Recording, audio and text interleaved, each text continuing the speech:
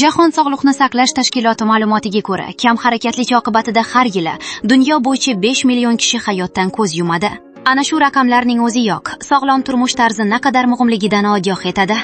Barchasi ertalabki badan tarbiyadan boshlanadi. Bu jarayonda bajariladigan mashqlar organizmning biror a'zosi yoki tizimiga emas, balki butun tanaga birdek ijobiy ta'sir etadi, ya'ni ichki organlarda moddalar almashinuvini yaxshilaydi.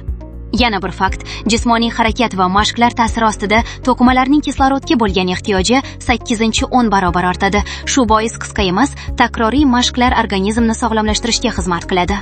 Shuningdek, ushbu mashg'ulotlar tizimli bajarilganda tana to'qimalari oziq moddalarni yaxshi o'zlashtiradi. Bunday harakatlar asab tizimiga ijobiy ta'sir ko'rsatadi. Jumladan, badan tarbiyadan so'ng odamning ham jismoniy, ham aqliy faoliyati yaxshilanadi. Insonning nafas harakatlari kechki uyqu mahali kunduzgiga nisbatan ancha sekinlashishi ma'lum. Badan tarbiya chog'ida bajariladigan nafas mashqlari esa o'pkani yetarlicha toza havo bilan to'yintiradi.